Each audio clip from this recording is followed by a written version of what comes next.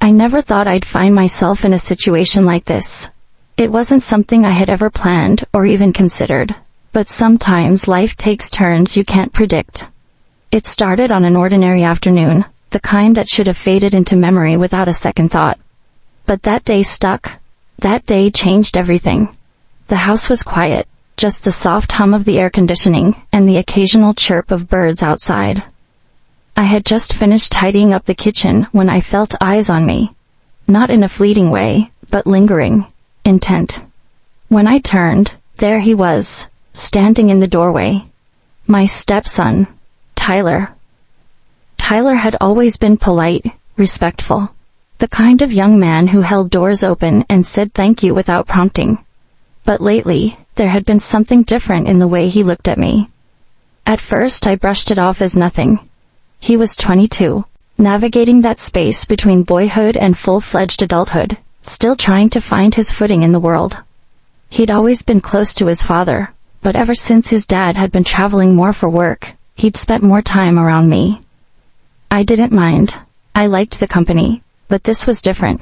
His gaze wasn't casual, it was direct, focused, as though he was trying to read me, waiting to see how I'd react.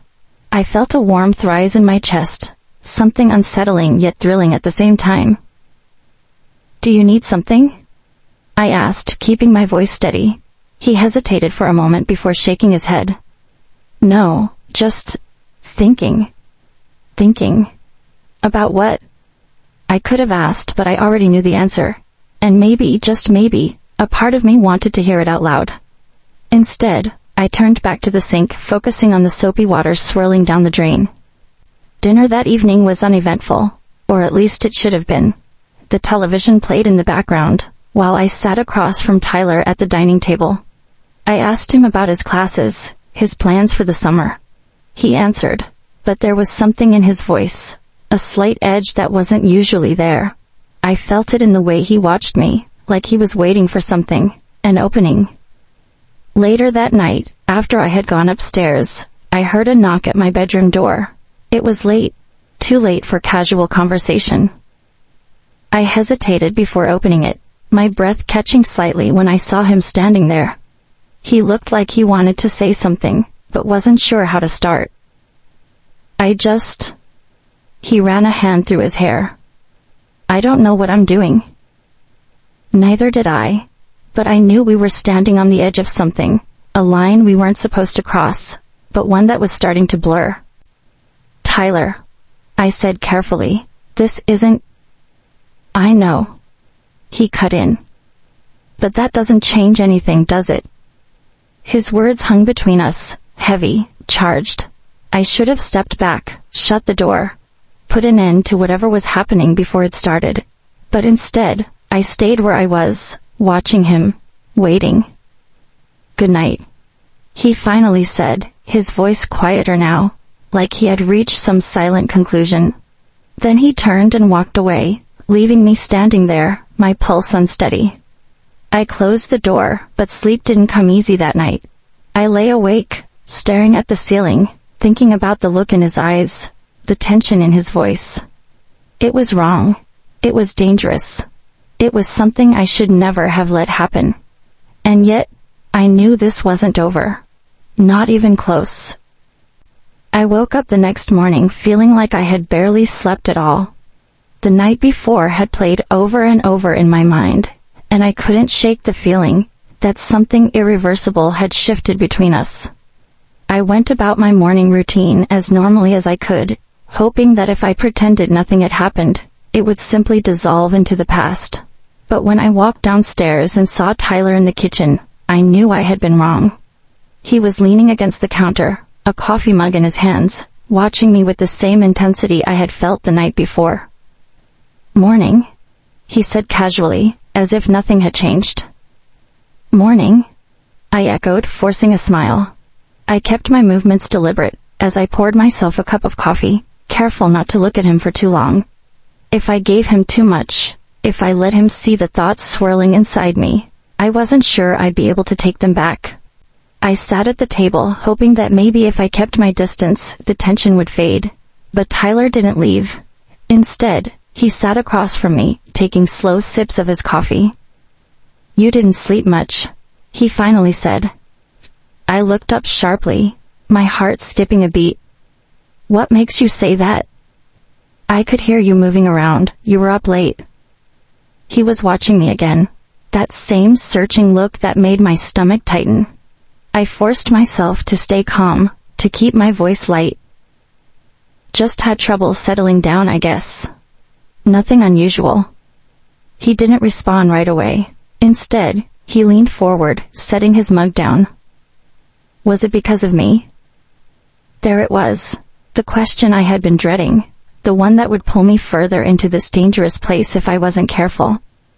"Tyler, I think we need to be careful here," I said, my voice steady despite the way my hands clenched in my lap. "I know things feel different lately, but they don't just feel different. They are different," he interrupted. I swallowed hard. "That doesn't mean we have to act on it." He studied me for a long moment, and for the briefest second, I thought maybe that would be the end of it. That maybe he would nod, say he understood, and we could go back to the way things were before. But then he stood up, slowly, deliberately, and moved around the table toward me. My breath caught as he placed a hand on the back of my chair, his body close enough that I could feel his warmth. "You don't really believe that, do you?" he murmured. My heart pounded in my chest. I needed to stop this, to get up and put distance between us. But I didn't move.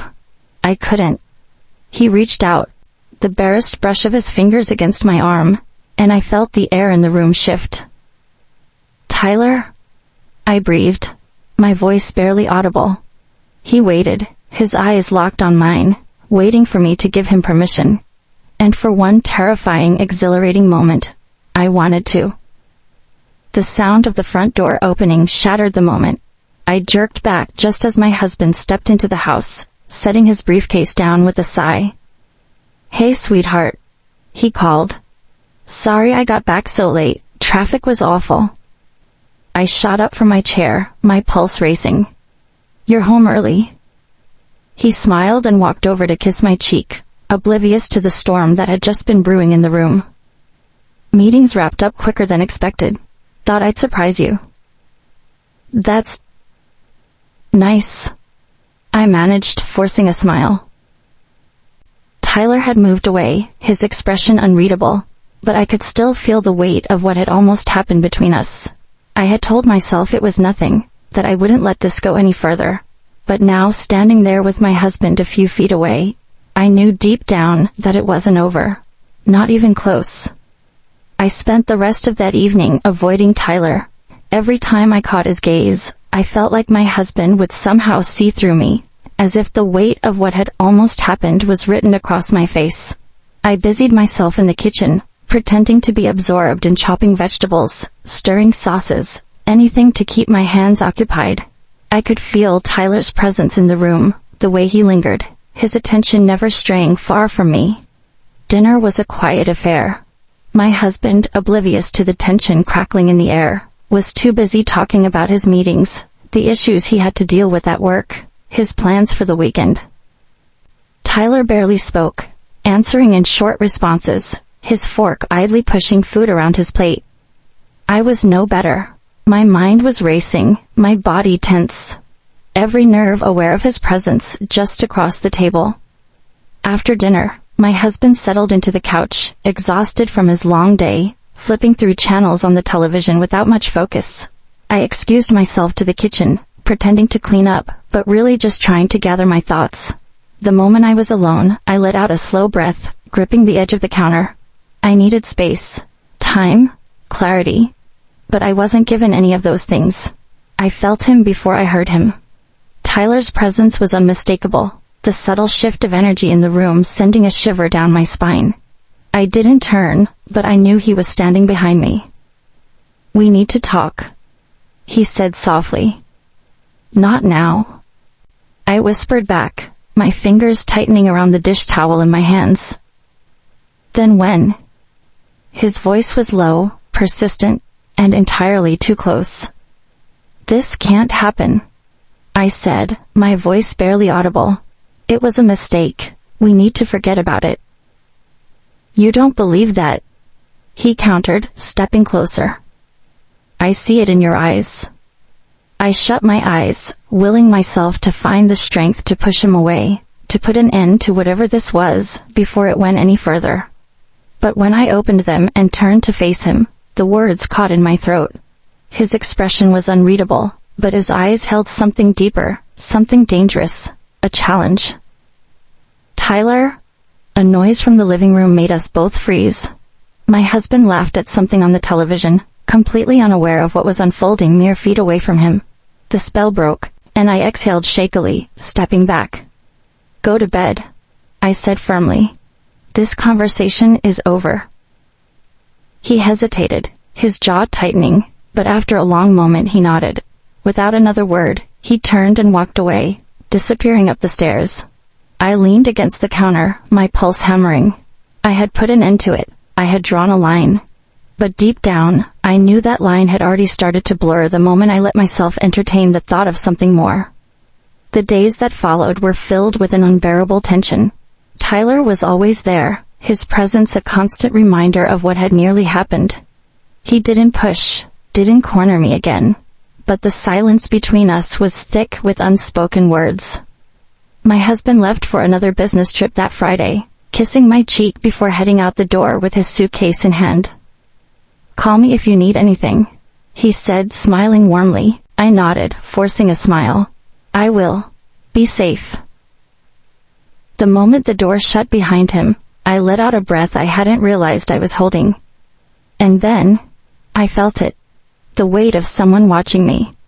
I turned, and there he was, standing at the foot of the stairs. Tyler. He didn't say a word, he didn't have to.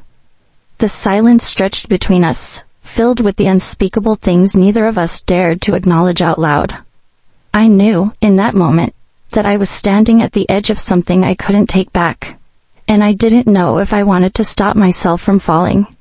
The house felt different with my husband gone. It was quieter, the silence almost thick with anticipation. I knew Tyler was still in the house, but he hadn't said a word since my husband left that morning. The tension between us had only grown, unspoken yet undeniable, lurking in the air like an unseen force pulling me closer, to something I knew I shouldn't want. I busied myself with mindless tasks, hoping that distractions would dull the thoughts creeping into my mind. I cleaned the counters, rearranged the spice rack, even folded laundry that didn't need folding. But nothing could stop my mind from drifting to him. The clock struck noon, and I realized I hadn't seen Tyler all morning. Had he left? Was he avoiding me? A sense of relief mixed with disappointment settled in my chest. I shook my head, scolding myself for caring at all. I needed space, time to clear my head before I did something I couldn't take back. I made my way to the living room and sank onto the couch, hoping a little television would serve as a good distraction. But just as I reached for the remote, I heard footsteps on the stairs. I turned my head, and there he was. Tyler stood at the bottom step, watching me. He looked like he had been deep in thought, his hands resting on the banister, as if debating whether to come closer. My pulse quickened. You've been avoiding me, I said, immediately regretting the words. I thought that's what you wanted, he replied, his voice even, unreadable. I swallowed hard. I don't know what's happening between us. He took a step forward, his expression calm but deliberate. I think you do. I exhaled sharply, my hands tightening in my lap. Tyler, this can't... Why not? He interrupted. His voice was quiet but firm, his eyes locked onto mine. You keep pretending you don't feel it, but I see it. I feel it. I opened my mouth to argue, but the words wouldn't come, because he was right. I felt it, and denying it only made it stronger. He took another step toward me, and I knew I should stand up, create distance, end whatever was happening before it spiraled further out of control. But I didn't move. You're scared, he said, his voice softer now. Not because this is wrong, but because you don't know if you can stop yourself. My breath caught in my throat.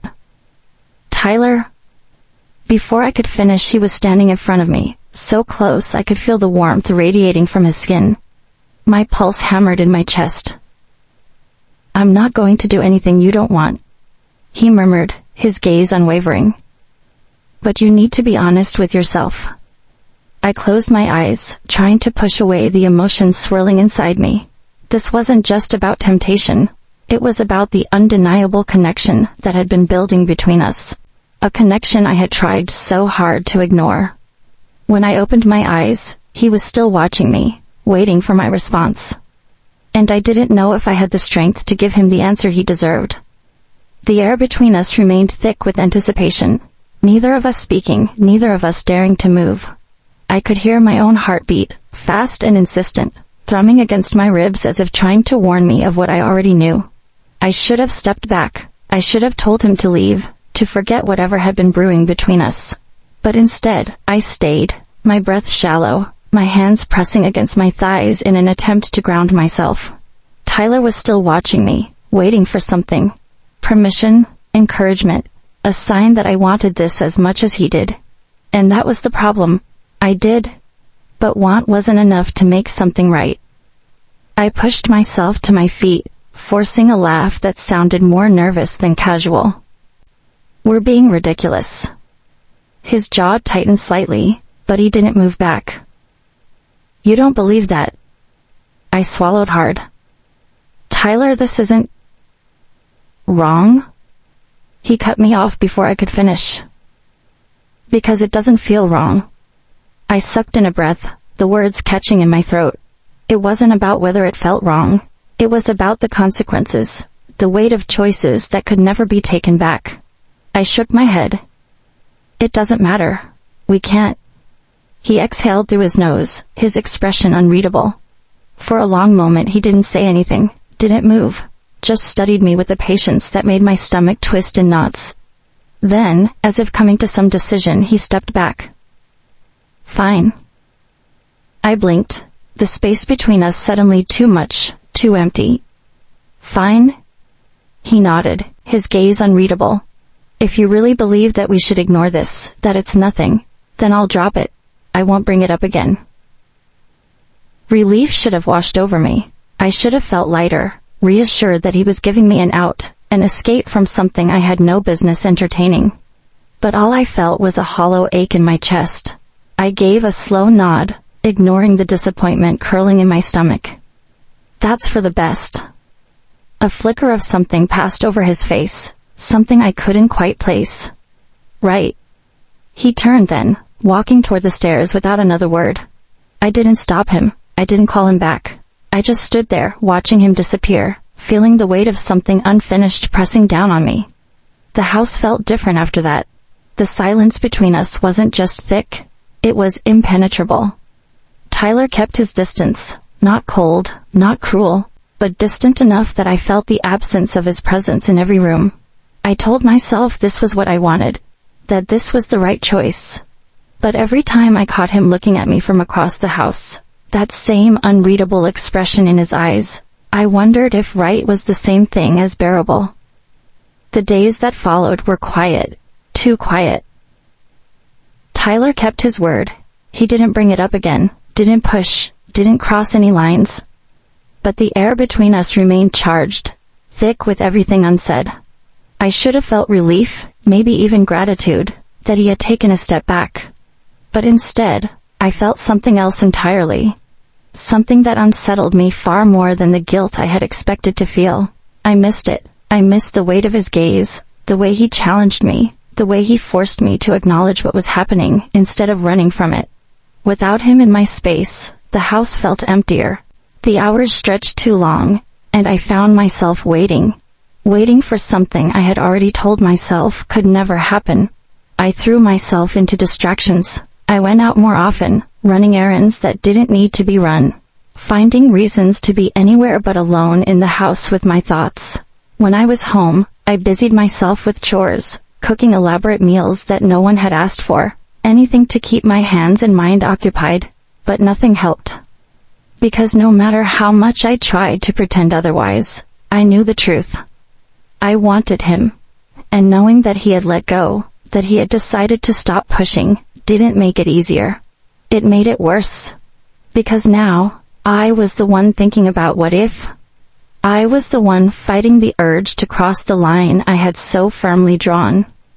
Late one evening, after I had spent the day avoiding him, as much as he had been avoiding me, I heard footsteps in the hallway. I was in the kitchen, washing dishes, trying to focus on the rhythmic sound of water, instead of the restlessness coiling inside me.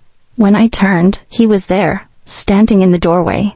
I froze, gripping the edge of the sink. Something wrong? My voice was steady, but my pulse was anything but. No, he said, his expression unreadable. Just thought maybe you were done avoiding me. I swallowed hard. I'm not avoiding you. He arched a brow, clearly unconvinced. Right. That's why you've barely said a word to me in days? I turned back to the sink, focusing on scrubbing the plate in my hand even though it was already clean. I just think it's for the best. Do you? He stepped inside the kitchen, moving closer, not too close, but close enough that I felt the heat of his presence. Because it sure doesn't look like you do. I turned off the faucet and exhaled slowly before facing him. Tyler, we agreed. No. He cut in smoothly. You agreed. I just didn't fight you on it. I pressed my lips together, my hands gripping the edge of the counter. Isn't that the same thing? Not even close. He studied me, his gaze slow and assessing. You want me to act like there's nothing here, but I know better. And so do you. A shiver ran down my spine, but I held firm. That doesn't mean we have to do anything about it. He took a step closer, close enough now that I could see the challenge in his eyes, the frustration just beneath the surface. Then why are you still standing here? I opened my mouth, but nothing came out. Because there was no answer that wouldn't unravel everything. He tilted his head slightly, waiting, giving me one last chance to push him away. But I didn't, and that was all the answer he needed. The moment stretched between us, neither of us moving, neither of us daring to breathe too hard. I could feel the weight of his stare, the way it settled on me, daring me to break first. And maybe I already had. Maybe I had been breaking for a while now, piece by piece, until there was nothing left but the inevitable. I could have walked away. I could have pushed him back, ended the moment before it had a chance to take root. But I didn't. Instead, I stood there, my heart pounding in my chest, my breath shallow, waiting for him to say something, anything that would force me to make a decision I wasn't ready to make. You don't want me to walk away? He finally said, his voice quiet but firm. I swallowed hard, my fingers curling around the edge of the counter. Tyler, this isn't... Don't say it's wrong, he interrupted. You don't believe that. I exhaled sharply, closing my eyes for a brief second. It doesn't matter what I believe. It matters what's right. He stepped closer, the space between us shrinking to almost nothing. And this feels wrong to you? I didn't answer, because we both knew the truth. It didn't. It felt inevitable, like something that had been coming for a long time, no matter how much I had tried to deny it. Then stop pretending, he murmured. His words sent a shiver down my spine. I could feel my resolve weakening, slipping through my fingers like sand. The air around us crackled with something electric, something dangerous, and I knew, in that moment, that whatever line we had drawn before no longer existed. Tell me to leave, he said, his voice softer now. And I will. I looked at him, really looked at him, and for the first time in weeks, I allowed myself to acknowledge what had been building between us. The tension, the stolen glances, the way my heart beat faster when he was near. It was all there, undeniable and impossible to ignore. But I couldn't say it. I couldn't tell him to leave, because I didn't want him to. And that was all the answer he needed. I knew I had crossed the line the moment I didn't tell him to leave. The tension between us wasn't just lingering. It was suffocating, all-consuming, swallowing us whole before either of us could stop it. My heart pounded as I felt his presence, as close as it had ever been, yet still waiting. still giving me a chance to change my mind. But I wouldn't. I couldn't. Tyler's breath was steady, his hands at his sides restrained. I could feel the heat radiating from him, my skin burning with the awareness that this was the moment where everything changed. I stepped back, just enough for space to exist between us, but not enough for the tension to break. "We can't come back from this," I said, my voice barely above a whisper. "I don't want to." His answer was immediate, sure, and the last thread of my resistance snapped. I had spent too long pretending, too long fighting against something that had already taken root. Every excuse, every logical reason why this shouldn't happen, crumbled under the weight of the undeniable pull between us. I had convinced myself that avoiding him, ignoring the way he looked at me, would be enough to make it go away. But I had been lying to myself. Tyler closed the space between us, his fingers grazing my arm, his touch feather-light, waiting for me to push him away. But I didn't. Instead, I tilted my head, my eyes searching his, knowing that the moment I moved, the moment I gave in, there was no turning back. And then, I did. The world blurred, logic slipping through my fingers like water, and for the first time in months, I stopped thinking, stopped reasoning, stopped caring about consequences. Time moved differently after that. Moments blurred into days, and days blurred into something else entirely. I couldn't stop myself from wanting more, from finding excuses to be close to him, to breathe the same air, to exist in the same space where this unspoken connection had been simmering for far too long. But reality has a way of creeping back in, no matter how much you try to shut it out. It happened on a Sunday afternoon, when the house was still and quiet. My husband had returned the night before, unaware of the shift in the air, the secret that had rooted itself beneath his own roof. He kissed my cheek as he left for a round of golf, his touch familiar, his presence suddenly foreign. The guilt should have drowned me. It should have shattered the fragile world I had built. But it didn't. And that terrified me more than anything else. Tyler was in the living room when I walked in, his expression unreadable, his posture relaxed, but his eyes sharp. He had always been able to read me too well, and I knew, without him having to say it, that he sensed my turmoil. "We can't keep doing this," I murmured, though the words felt hollow, weak.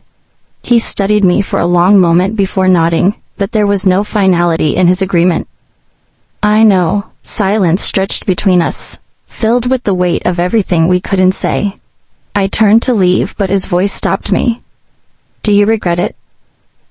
I should have said yes. I should have used that moment to put an end to it, to erase what had happened before it could destroy everything. But when I turned to look at him, my answer was already written across my face. No. He nodded once, his jaw tightening. "Neither do I." And with that, the truth settled between us, unshakable. I didn't regret it. Not then. Maybe not ever. But knowing that didn't make it any easier. Because some choices don't come with clean endings. Some choices stay with you, haunting your every step, reminding you that once you've crossed a line, there's no going back. Only forward, into the unknown.